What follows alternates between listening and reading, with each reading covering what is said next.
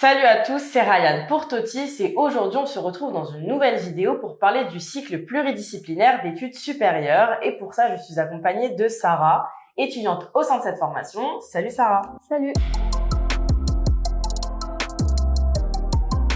Donc Sarah, pour commencer, est-ce que tu peux me présenter le CPES de PSL mais aussi d'Henri IV? Donc le CPES c'est une formation qui se fait sur 3 ans pour obtenir un bachelor ou une licence. Et c'est un peu l'équivalent d'un mélange de prépa et de fac, c'est-à-dire que notre première année se fait à la prépa d'Henri IV, avec des professeurs d'Henri IV et des cours type un peu pré-prépa. Puis les deuxième et troisième années se font dans les différents établissements de PSL, en fonction de quel parcours on choisit. Et de ton côté, Sarah, est-ce que tu peux me parler du parcours dans lequel tu es, donc le parcours sciences? Donc le parcours sciences, c'est un parcours assez généraliste, c'est-à-dire qu'en première année, on a maths, physique, chimie, bio, anglais, donc on a pas mal de matières. Puis en deuxième année, on peut se spécialiser soit en maths physique, soit en sciences expérimentales. Et en troisième année, on peut choisir encore une fois une majeure en fonction de notre spécialisation de deuxième année. D'accord. Est-ce que toi, de ton côté, tu sais à peu près ce que tu vas choisir ou pas encore? Alors au début de l'année, j'étais certaine que j'allais faire maths physique, mais en découvrant la chimie et la bio, justement, j'ai décidé de changer, d'aller en sciences expérimentales. Donc toi, tu es en première année, l'année dernière, tu Oui. étais au lycée, donc est-ce que tu peux nous parler des spé que tu avais choisis au lycée? Donc au lycée, j'avais les spé plutôt classiques en sciences. En première, j'avais SVT, physique et maths. Puis en terminale, j'ai gardé mathématiques et physique. Et est-ce que dans ta classe, il y a un profil type? Donc est-ce que tous les gens ont à peu près les mêmes spé que toi ou est-ce que ça change? Alors en sciences, presque tout le monde a à peu près le même profil, c'est-à-dire que tout le monde en général a maths et physique. Ok. Après la troisième spé peut varier, il y en a qui ont éco, il y en a qui ont SVT, enfin ça peut varier, mais en général les deux spé c'est les mêmes. Donc globalement, il y a des profils assez homogènes, c'est un peu près la même chose. Okay. Vu le nombre d'heures de maths et de physique, il faut avoir les bonnes bases en maths. Il faut. Sur Parcoursup, est-ce que tu avais choisi d'autres formations et pourquoi avoir choisi celle-ci? Alors sur Parcoursup, j'avais mis majoritairement des prépas MPSI, PCSI, quelques licences en physique, en maths, et puis après le CPES.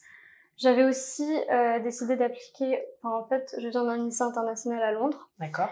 Donc je faisais l'Angleterre en parallèle, toutes les applications pour les facultés anglaises, et j'avais appliqué à plein de facs en physique. Mais au final, j'ai décidé de faire le CPES pour garder un peu une ouverture face aux différentes matières scientifiques. Parce que même si j'aimais beaucoup la physique, j'aimais quand même les maths, la bio, la chimie, et je voulais pas me renfermer. T'avais envie de te laisser un peu des choix en fait. Ouais, c'est ça.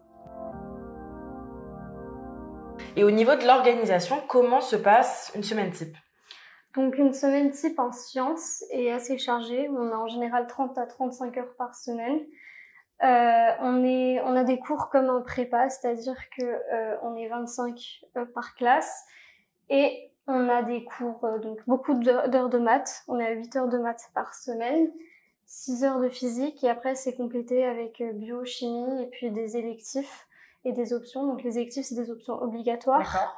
Donc ça peut être philo, espagnol, histoire des arts et après on peut aussi prendre un deuxième choix. C'est-à-dire, j'ai des amis qui ont pris littérature en étant en sciences. Et globalement, est-ce que vos travaux sont plus des travaux en groupe ou vous travaillez plutôt seul? Alors, ça dépend vraiment des matières. C'est-à-dire que, par exemple, on a des DM de physique à faire chaque semaine et ça serait presque impossible d'essayer de les faire seul. Donc, ça, c'est un travail qu'on fait en groupe. Après, tout ce qui est apprendre ses cours, etc., évidemment. Et au niveau des matières, quelles sont les matières que vous étudiez? Est-ce que tu peux m'en parler un peu globalement? Donc, comme j'ai dit, on étudie beaucoup les maths. En maths, on suit à peu près le programme des maths de MPSI, mais avec moins de démos et quelques chapitres en moins parce qu'on a moins d'heures dans la semaine. En physique, on étudie l'équivalent du programme de PCSI. Puis après, dans les autres matières, ça c'est un peu adapté à notre formation. Quelles sont les matières que t'aimes le plus et quelles sont les matières phares d'après toi? Alors les matières que j'aime le plus sont la physique. J'ai découvert que vraiment j'adorais ça. La chimie et la bio. Les maths, j'ai eu un peu plus de mal, surtout vu la difficulté par rapport au niveau du lycée, j'ai eu un peu plus de mal à m'adapter. Donc ça, c'est bon à savoir pour Ouais. les personnes qui nous regardent. Accrochez-vous en maths. Oui, vraiment. Et j'ai trouvé ça particulièrement abstrait par rapport aux autres matières scientifiques. D'accord. Je voulais quelque chose qui était un peu plus réel et un peu plus terre à terre, donc je préfère la bio et la chimie en maths.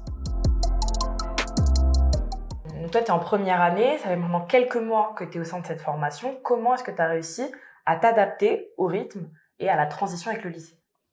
Alors, au début, c'était compliqué et c'était assez difficile et tout. Et vu que j'habite seule maintenant et j'habite plus avec ma famille, il y a eu la transition de vivre en famille à vivre seule. Donc, il y a eu une petite période d'adaptation. Mais à partir d'octobre, j'ai commencé à vraiment m'adapter au rythme. Je me suis pris en main.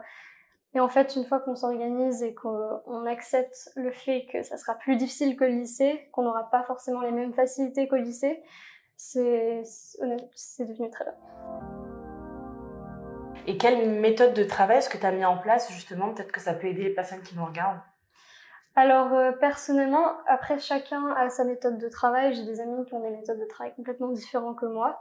Mais je sais que moi, par exemple, en maths, j'apprends mon cours. C'est un truc que je ne faisais pas au lycée, mais en études supérieures, en MPSI, en PCSI et tout. Il faut vraiment apprendre son cours de maths. Sans connaître le cours, ça ne sert à rien. Après, évidemment, faire plein d'exercices.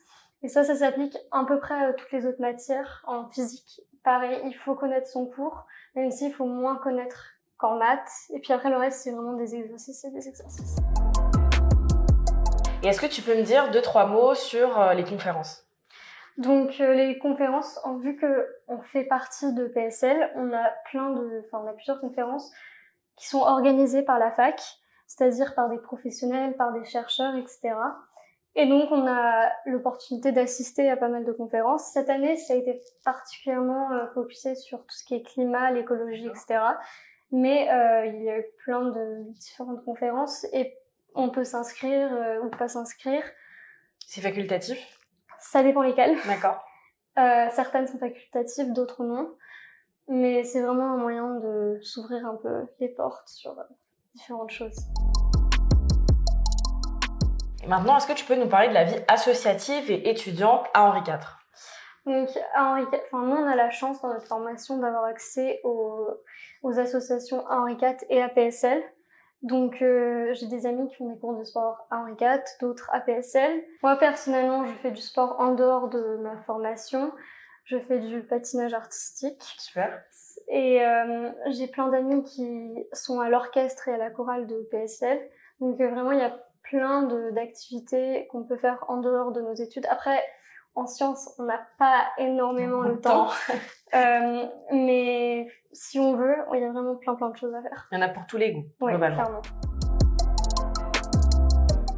Et pour finir, Sarah, pourquoi est-ce que tu recommanderais cette formation?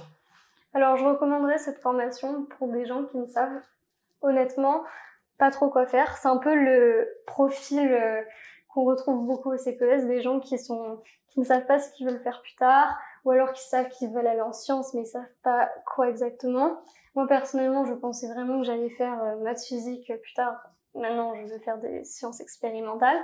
Donc, c'est vraiment une formation qui permet d'avoir le temps de découvrir ce qu'on aime. D'accord, ouais. Et de découvrir autre chose qu'on connaissait pas avant. Sarah, je te remercie pour ton temps et surtout pour tes réponses. Je remercie également de nous suivre à chacune de nos vidéos. N'oubliez pas de vous abonner à la chaîne YouTube de Totis et à laisser un commentaire. Salut!